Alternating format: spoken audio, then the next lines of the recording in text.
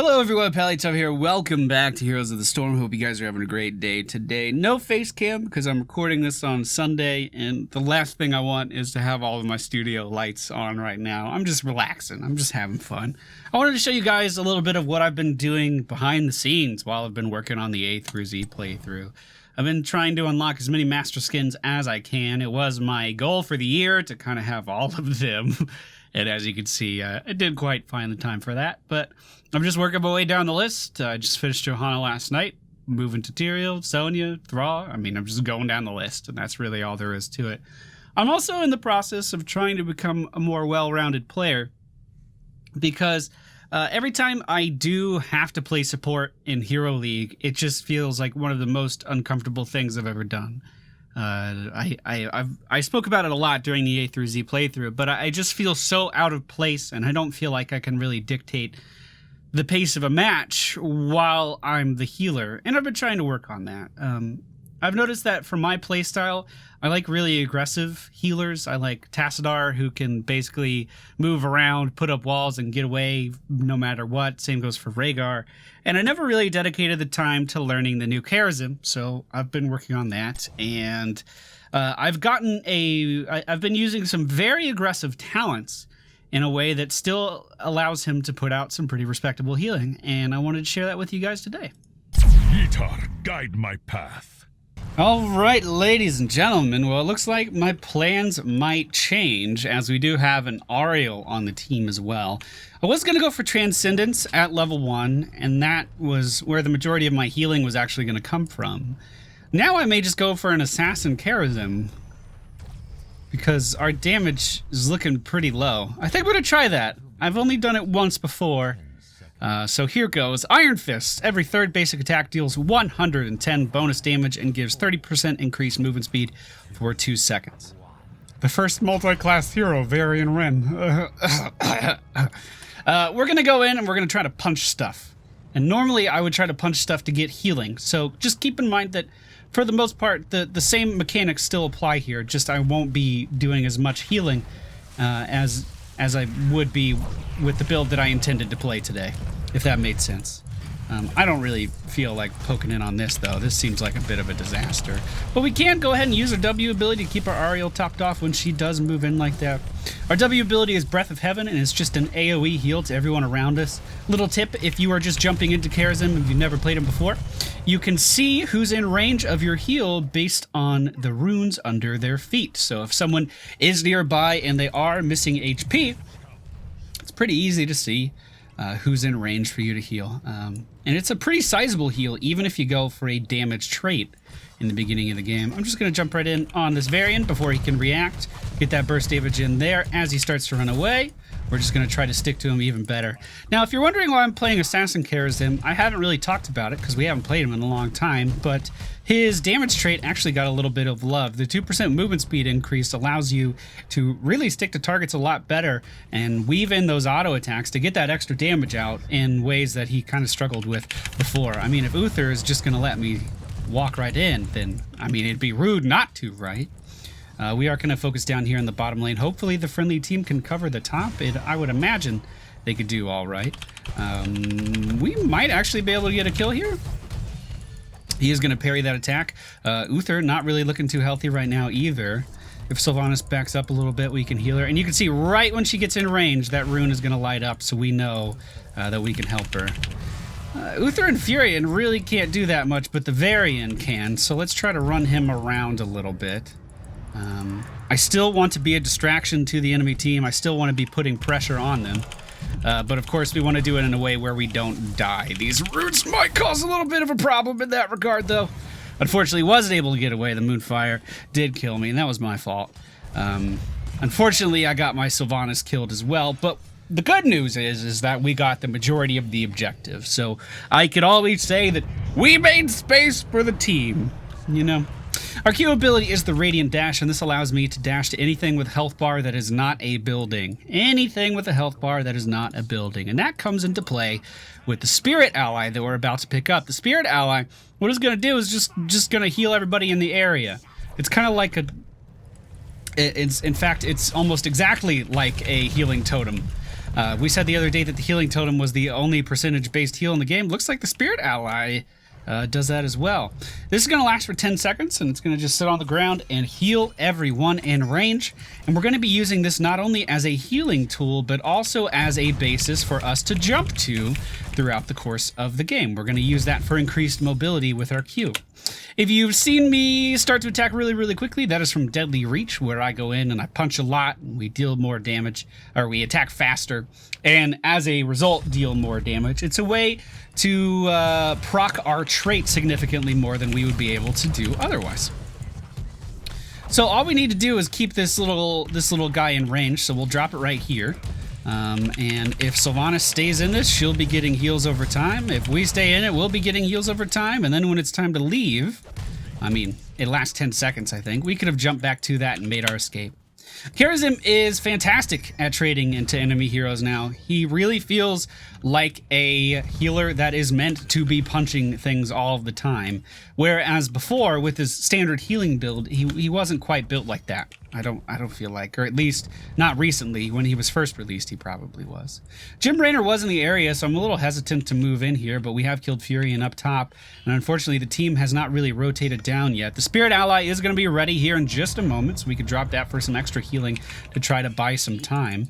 But as of right now, we do not have a lot of reinforcements here, so I'm going to try to deal as much damage to Uther as I can. We'll put the Spirit Ally in the bush so it can provide us with a little bit of healing, and then jump back to our allies to get to safety if we need to do so. I was able to just walk out there. Ariel's starting to make her way down, but the team as a whole still not reinforcing this position, which is a little confusing. We are going to go for Blinding Speed, which is going to allow us to use our Q more often. Malfurion died in the top lane and was able to resurrect and get here again before our Zarya rotated down. So we really don't have much of a front line here, unfortunately. Now that we are a little low on health, it's time to play some more, a bit more defensive. But we could still move in and try to get some crits in when, like, the front line of the enemy team shifts away. And it's pretty cool to look for those opportunities on the battlefield. I've really been enjoying it. Looks like we are going to capture the shrine, deal some damage to the enemy team, and go back to soaking lanes. Both teams are sitting at level 7, although we do have a very slight XP lead. So I'm going to try to do everything I can to maintain that lead. Just by moving up to the top lane and pushing that. Sylvanas is using her trait to kill the turrets in the middle lane, but they have been met with a little bit of opposition. But that turret kill, of course, does give us a pretty hefty chunk of XP. So we're kind of on track to hit level 10 before the next objective and add a lot of pressure to the enemy team. Hopefully it's a 3 spawn and we can really press that advantage. We should be able to trade into Zul just fine here. We'll drop the ally back there. Well, never mind. Of course, where I dashed was into his scythe as well. I thought I had that trade all day. Truth be told, I am actually used to using the Earth ally here, which gives block, so you actually mitigate a pretty significant amount of damage. What the Earth ally does is reduces hero basic attack damage nearby allied heroes received by 50%. Basically, it's block. It doesn't say it's block, but that's what block does. So this is okay, right? So I've been a little bit more used to using that, but I thought that the Spirit Ally would come in handy. And they have pretty comparable win rates, actually. It looks like Zul is rotating. I guess he was just moving down to push middle. Friendly team's still about a level ahead of the enemy team, so we're looking pretty good. Actually, they do need to be careful because everyone is missing. I'll just go ahead and ping danger there. We are going to go for 7-sided strike at level 10. This is going to allow us to do percentage-based health damage to everyone in the area of our heroic ability. Basically how it works, if there's one person in there, you're going to hit them 7 times. If there's 2 people in the circle, you're going to divvy up those 7 attacks between the 2 of them. So you kind of want to drop this on a single target, like maybe a Zul who doesn't quite expect you to deal that massive amount of damage. We could deal some significant damage to them. The friendly team did a great job of delaying in the bottom lane, so we were able to pick up both of those objectives incredibly easy. Oh, hello. So this should be a kill here. We don't even have to ult for that. Once we are out of this, I'll go ahead and drop the healing ally so our team can kind of be reinforced as we push into the enemy base here. and potentially we could deal a lot of damage to this Uther.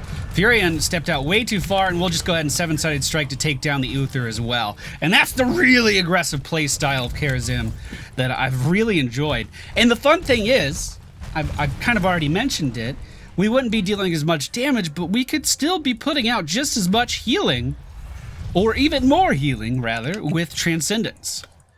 So there's that kind of trade-off where, because we had the support, I could change up my build a little bit, but it would still have the same playstyle. It's not like going from a healing Lily to a water dragon Lily. Like, this kind of playstyle is applicable no matter what the team comp is, just changing up the talents in level 1 to kind of dictate what your auto attacks do, or more accurately, do not do. We'll try to stick to this Varian as he is kind of split off from the rest of the team. 7-sided strike is up in just a moment. We'll put the heal behind him, go into our 7-sided strike, and just completely annihilate him. Now jumping in. Whoa, should not have jumped in there. I wonder if I can get out of here. Will they know? Oh, he knew. But they didn't follow me.